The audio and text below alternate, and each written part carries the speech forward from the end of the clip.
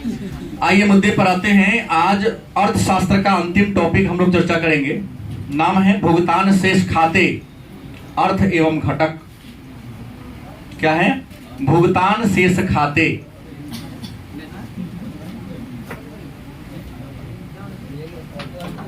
भुगतान शेष खाते, अर्थ एवं संघटक।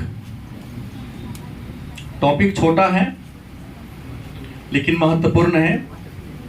कम से कम 2 अंक का प्रश्न यहां से भी प्रतिवर्ष।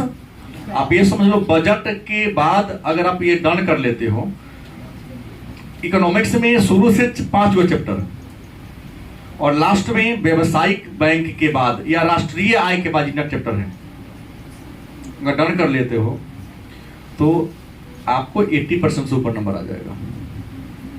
हालांकि मैं चर्चा कर दूंगा कहां कहां फोकस करना है ज्यादा आपको लास्ट में। तो भुगतान शेष खाते, अर्थ एवं संघटक। सबसे पहला प्रश्न होगा कि व्यापार शेष क्या है?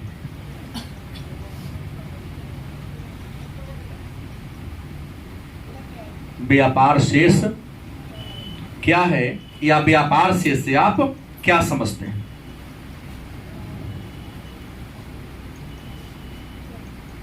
व्यापार मतलब क्या होता है? किसी वस्तु का खरीद बिक्री करना, किसी वस्तु का क्या करना, क्रय विक्रय करना, क्या कहलाता है? व्यापार कहलाता है। व्यापार का डेफिनेशन हमने क्या दिया है? किसी वस्तु का खरीद बिक्री करना व्यापार कहलाता है। या हमने एक जगह और कहा था भूगोल में पढ़ाने के क्रम में कि अभाव वाले क्षेत्र में किसी वस्तु को क्या करके, पहुंचा करके उसका विनिमय करना, अदला बदली करना व्यापार कहलाता है। लेकिन यह प्रश्न है व्यापार शेष क्या है? तो कहता है किसी देश के दृश्य व्यापार और अदृश्य व्यापार के अंतर को व्यापार शेष कहते हैं। किसी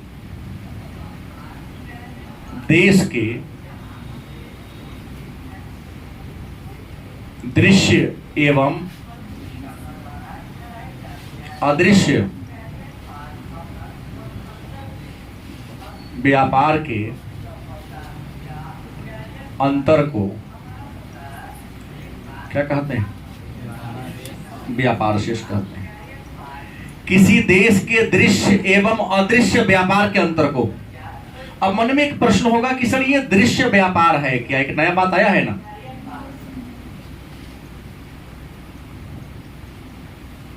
दृश्य व्यापार क्या है, या दृश्य व्यापार कहते किसे हैं? तो दृश्य व्यापार उस व्यापार को कहते हैं जिस व्यापार में बनी बनाई वस्तु का खरीद बिक्री किया जाता है। किसी वस्तु को इंसान बनाता है, जैसे डेस्क बेंच बनाया, सीमेंट बनाया, कागज बनाया, कॉपी बनाया, लैपटॉप बनाया, मोबाइल बनाया, उसको आप देख रहे हो ना। अगर उस सामान का हम खरीद बिक्री करते हैं, उस वस्तु का हम क्रय विक्रय करते हैं, उसे क्या कहेंगे? दृश्य व्यापार कहेंगे। क्या कहेंगे? फिर क्या है? और दृश्य व्यापार क्या है? तो व्यापार कर रहे हैं लेकिन देख नहीं रहे हैं। एक डॉक्टर जो डॉक्टरी की शिक्षा प्राप्त किया, इंडिया का है और वो अमेरिका गया, या अमेरिका का कोई इंजीनियर इंडिया में आके अपना नौकरी कर रहा है। समान तो नहीं है, लेकिन उसके अंदर जो योग्यता है, उसके अंदर जो काबिलियत है, उस काबिलियत से धन अर्जित कर रहा है, या जिस देश में गया उस देश को लाभ पहुंचा रहा है। तो हमारे यहाँ का डॉक्टर अमेरिका में गया तो भी तो कुछ कमाएगा, और अमेरिका वाला मेरे यहाँ आया तो वह भी तो कुछ कमाएगा। तो कमाएगा तो हमारे देश से पैसा लेके जाएगा, इंडिया वाला अमेरिका से भी पैसा लेके आएगा, हमारे यहाँ से लेके पैसा जाएगा, वो हमारे यहाँ से लेके आएगा। तो अगर दोनों का बराबर हो तो संतुलन में हो गया, लेकिन कम बेस हो गया तो असंतुलन में होगा। तो अदृश्य व्यापार, व्यापार होता है लेकिन हम जिसको देख नहीं पा रहे हैं। तो दृश्य व्यापार में क्या होता है? वस्तु का क्रय विक्रय होता है। इसमें क्या होता है? सेवा। तो हमने कहा किसी देश के दृश्य एवं अदृश्य व्यापार के अंतर को क्या कहते हैं? शॉर्टकट में इसको लिख दे फॉर्मूला के रूप में, एक नंबर कहीं पूछ दे। कहता है कि व्यापार शेष क्या है, व्यापार शेष इक्वल टू क्या होगा, व्यापार शेष बराबर क्या होगा, दृश्य मदों का निर्यात माइनस दृश्य मदों का आयात। क्या जी, दृश्य मदों का निर्यात घटाओ दृश्य मदों का, माने हम वस्तु को निर्यात करते हैं, आप वस्तु को तो क्या करते हैं, आयात करते हैं।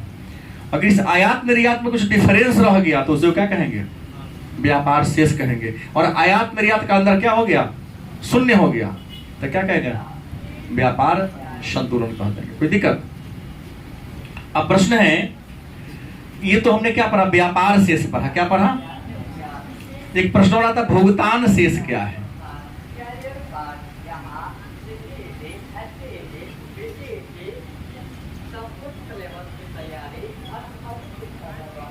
व्यापार शेष में एक बात हमने दिया है, आपको ध्यान दीजिएगा कि दृश्य व्यापार का निर्यात और दृश्य व्यापार का, व्यापार शेष में दो बातें हुई है। क्या है, केवल दृश्य है। कौन है, कौन है, जिसको देख सकते हैं, माने वस्तु का आयात निर्यात। किसका, वस्तु के आयात या निर्यात के अंतर को क्या कहते हैं, व्यापार शेष कहते हैं। लेकिन कृष्ण ने भुगतान शेष क्या है, कहता है कि व्यापार के क्रम में केवल दृश्य वस्तु का ही आयात निर्यात नहीं होता है, दृश्य वस्तु के अतिरिक्त कुछ अन्य भी सेवाएं हैं जिनका हम आयात निर्यात करते हैं, तो उन सबको सम्मिलित रूप से क्या कहते हैं, भुगतान शेष। माने कहता है व्यापार में, व्यापार के क्रम में दृश्य मद कौमा अदृश्य मद तथा पूंजी के अंतरण को क्या कहेंगे, क्या कहेंगे, भुगतान शेष के नाम से जानते हैं। अब प्रश्न है, हमने यहां चर्चा किया दृश्य मद, अदृश्य मद और पूंजी के अंतरण। मैंने पहला प्रश्न किया आपके सामने, दृश्य मद की बात किया, तो प्रश्न है दृश्य मद क्या है। तो कहता है भौतिक वस्तुओं के आयात निर्यात को दृश्य मद कहते हैं। इसका परिभाषा क्या होगा, भौतिक वस्तु के आयात निर्यात को क्या कहते हैं। भौतिक मतलब तो बाहरी होता है, भौतिक का मतलब क्या होता है, माने वह वस्तु जिसको हम क्या कर सकते हैं, देख सकते, वह वस्तु जिसको हम क्या कर सकते हैं, देख सकते हैं। तो भौतिक वस्तु के आयात और निर्यात को क्या कहते हैं, क्या कहते हैं। अब कहोगे कि सर भौतिक वस्तु को हम दृश्य मद क्यों कहते हैं, भौतिक वस्तु को हम दृश्य मद क्यों कहते हैं। उसका उत्तर होगा क्योंकि यह किसी पदार्थ की बनी होती है। प्रश्न पूछ देगा, इकोनॉमिक्स में उदाहरण ज्यादा करता है जैसे भूगोल में करता है। दृश्य मद के उदाहरण हैं, लिख देगा, सीमेंट, चाय, कॉफी, डॉक्टर। दृश्य मद के उदाहरण हैं, डॉक्टर नहीं होगा, डॉक्टर तो सेवा है, यहाँ लिख दिया हूँ अदृश्य है ना, है? हाँ हाँ,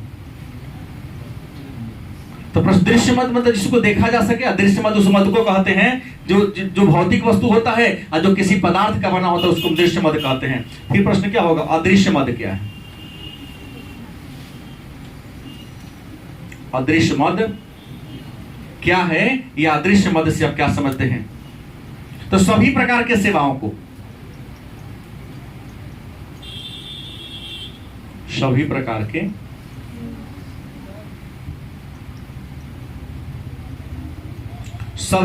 के सेवाओं को क्या कहते हैं? अदृश्य मद कहते हैं। नाम लिख के दे दो। सभी प्रकार के सेवाओं को क्या कहते हैं? अदृश्य। मतलब अदृश्य का मतलब जिसको आप देख नहीं सकते हो लेकिन उससे आपको लाभ मिल रहा है। जैसे मैं आपको सेवा दे रहा हूं, आप देख पा रहे हो? नहीं देख पा रहे हो, लेकिन लाभ मिल रहा है ना आपको। हवा से आपको लाभ मिल रहा है, लेकिन हवा को आप देख पा रहे हो। सूर्य के प्रकाश से आपको लाभ मिल रहा है, लेकिन क्या सूर्य के प्रकाश को आप देख पा रहे हो? डॉक्टर आपको लाभ पहुंचा रहा है, इंजीनियर आपको लाभ पहुंचा रहा है, लेकिन उसके सेवा को आप देख पा लगता कि आता है जाता करता कुछ कहाँ है? उसके सिग्नेचर में तो सब कुछ। वो तो खड़ा होकर इशारा दे दिया, ऐसे कर दो, वही तो वो जो होगा। उसके इशारा के लिए तो इतना बात पढ़ा है वो। जब बोलिए कि सब काम करेगा तो हम जैसे आम इंसान क्यों नहीं हो जाते? खास क्यों है? कम शब्द में या इशारों में ही बहुत बात वो लोग कह लिया करते हैं। गलत सही? और उनके इर्द गिर्द रहने वाले जो शागिर्द होते हैं वह भी उसी टाइप के लोग होते हैं कि इशारों में ही सारी बातों को क्या होते हैं, समझ जाते हैं। तो अदृश्य मत सभी प्रकार के सेवाओं को शामिल करते हैं। अब पूंजी अंतरण क्या है? 2 नंबर का प्रश्न दे सकता है सारा। पूंजी अंतरण क्या है, या पूंजी अंतरण से आप क्या समझते हैं? आसान बातें भी हैं। पूंजीगत प्राप्तियां और पूंजीगत भुगतान को पूंजी अंतरण कहते हैं। क्या लिखेंगे? पूंजीगत प्राप्ति तथा पूंजीगत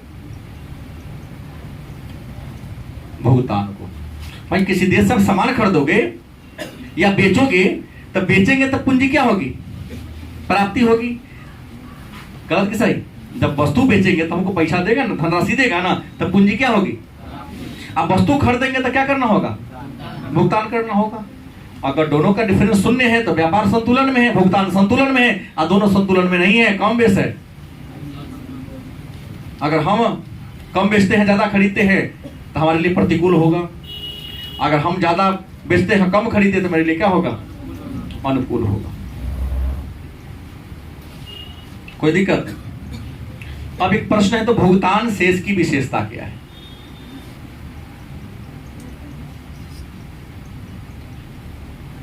भुगतान शेष की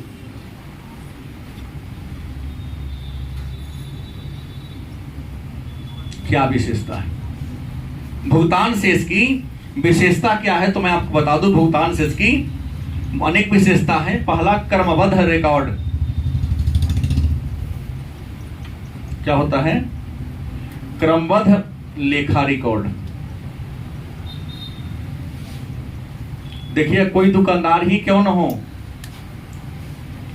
हर दिन का उसका एक रोजनामचा होता है कि आज हमने किसको उधार दिया और आज किस व्यक्ति ने जो बकाया राशि को जमा किया। देखिए, डायरी, 2 डायरी रखा होगा ऊपर ना, एक में उधार खाता लिखता होगा, एक में जमा धनराशि को लिखता होगा।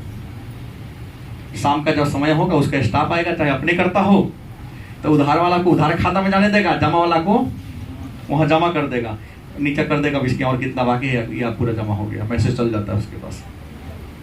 होता है कि नहीं? क्या है? क्रमबद्ध लेखा रिकॉर्ड, तारीख बाई तारीख, वर्ष प्रति वर्ष, कितना बज के कितना मिनट पर आपने लेन देन किया है, सबका रिकॉर्ड रखा जाता है। दूसरी विशेषता है निश्चित समय अवधि। याद रखेंगे, भुगतान से इसकी दूसरी विशेषता है, इसकी समय की अवधि फिक्स होती है और आपको इसकी समय की अवधि कर सकते हैं 1 वर्ष होता है। कितना होता है? 1 वर्ष, एक वित्तीय वर्ष का ही होता है रिकॉर्ड, फिर अगला वर्ष का अगला रिकॉर्ड अलग बनेगा। तीसरी विशेषता, यह व्यापक होता है। क्या होता है? बड़े पैमाने पर होता है। इसका लेखा जो एक जगह नहीं होता है, देश के सीमा पर होता है, उसके डिपार्टमेंट में होता है, जौन कंपनी लिया वहां भी होता है। जैसे किसी बड़े कंपनी में सामान खरीदने जाओ, किसी बड़े गोदाम में सामान खरीदने जाओ, तो पेमेंट करने के काउंटर कोई अलग है, और जब रसीद काटेगा तो 2 रसीद काटेगा, एगो अपने पास रख लेगा और एगो कहाँ जाएगा, जहाँ गोदाम में वहां वाला को देगा। गोदाम में जाइएगा, वो पुर्जी दीजिएगा तो आपको सामान देगा, फिर सामान देगा तो क्या करेगा, वो फाड़ देगा।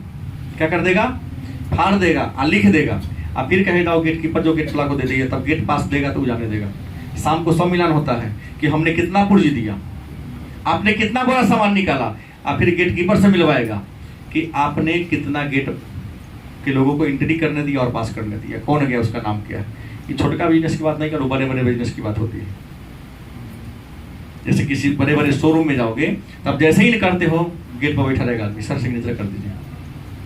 नहीं, क्यों आए हैं सर, तो गाड़ी खरीदने आए हैं, इंक्वायरी करने आए हैं। बड़े बड़े विद्यालय में जाओगे तो गेट पर एक आदमी डायरी लेके बैठा रहेगा, रहता है ना। जाओगे तब का समय, तारीख, आने का पर्पस। किसी होटल में ही आप जाते हो तो पहले जाते ही रूम लेना होता है भाड़ा, क्या जी लिखवाता है कि नहीं लिखवाता है, कहां से आए हैं, कहां जाएंगे, आने का उद्देश्य क्या है, कई बजे आए हैं, कितना नंबर रूम में रहेंगे, सारा ब्यौरा उसमें लिखा रहता है। तो ये क्या होता है, व्यापक होता, बड़ा ही विस्तृत होता। दोहरी अंकन प्रणाली, 2 जगह होता है, याद रखिएगा। इसमें भुगतान और प्राप्ति का क्रमबद्ध भुगतान, एक डायरी पन्ना होगा तो पन्ना को 2 भाग में बांट देगा, ऐसे कर देगा, लिख देगा डेबिट क्रेडिट। बैंक का चेको पासबुको आएगा ना, देखिएगा, हाँ, लेनदारी देन मतलब लेन देन, नीचे लिखा रहेगा कितना आपने जमा किया है, कितना आपने निकाला है, कौन तारीख को निकाला है, किसने निकाला है, चेक बुक संख्या क्या था, कितना बच गया, कितना मिनट पर ट्रांसफर हुआ, रहता है। अगली विशेषता स्वतः संतुलन। इसका मतलब हुआ कि जब ये व्यापार शेष में होता क्या है कि चाहे लेन देन घाटा चाहे नफा में क्यों ना हो, लेकिन हमेशा जीरो में दर्शाया जाता है। लेकिन जीरो में दर्शा को हम माइनस लिख देगा कि आपका व्यापार क्या हो जा रहा है, घाटे में जा रहा है। इसमें स्वतः संतुलन का स्थिति पाया जाता है। और अगला है अंतर समायोजन।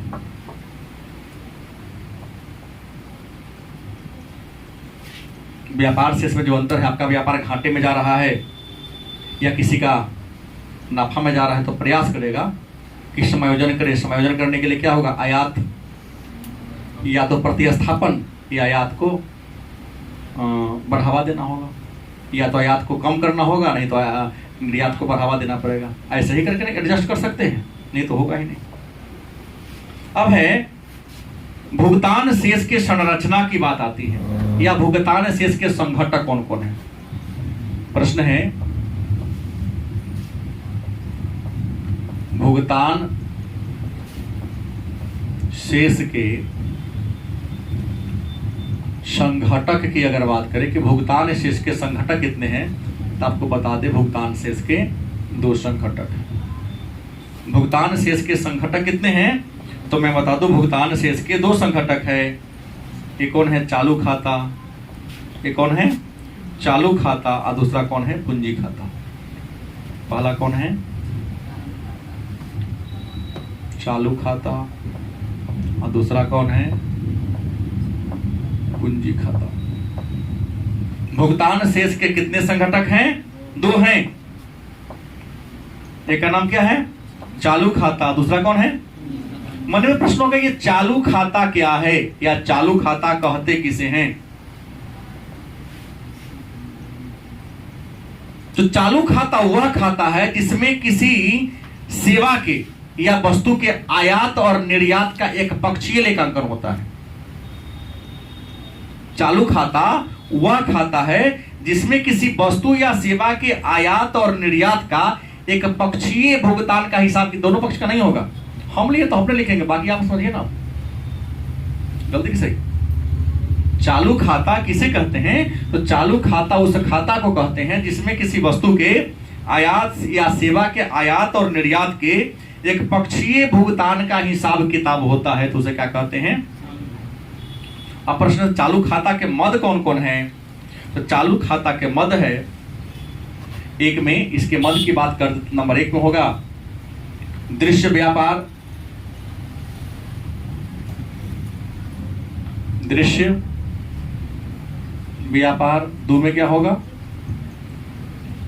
अदृश्य व्यापार। और 3 में क्या होगा? एक पक्षीय अंतरण। अंतरण एक पक्षीय अंतरण तो एक ही पक्ष का लेखा जोखा होगा। हम लिए थे कल, हम पर लिखेंगे। आप दिए तो आप अपना अलग लिखिए। आप दिए हम क्यों लिखने जाए? कहीं भूल पर आ गया तो हमको फायदा हो जाएगा। ठीक है, दुकानदार जैसे ही आपके काउंटर छोड़ने से पहले डायरी निकालता है, उधार लिख लेता है। लिखता कि नहीं लिखता? दूसरा कौन है? पूंजी खाता। पूंजी खाता किसे कहते थे? एक देश के निवासी, जैसे भारत है तो भारत का जो इंसान है, व्यक्ति है, क्या केवल अमेरिका से व्यापार करता है? कई देशों से व्यापार करता है। तो भारत का कोई व्यक्ति या किसी एक देश का कोई व्यक्ति विश्व के जितने देश के साथ व्यापार करते हो, किसी प्रकार का सेवा का आदान प्रदान करते हो, तो सभी प्रकार के सेवा के जो लेन देन से संबंधित जो रिकॉर्ड होता है उसे क्या कहते हैं? जिस खाता रखा उसको क्या कहते हैं? पूंजी खाता। पूंजी खाता वह खाता है जिसमें एक देश के लोग दुनिया के जितने देश के साथ लेन देन करता है, उन सब का हिसाब किताब जिस खाता में होता है उसे क्या कहते हैं? चालू खाता कहते हैं। और पूंजी खाता, एक देश के नागरिक दुनिया के अन्य देशों के साथ, जितने देशों के साथ जो लेन देन करता है उसका हिसाब किताब जिस खाता में किया जाता है उसे क्या कहते हैं? इसका मद कौन है? तो सरकारी सौदा। दूसरा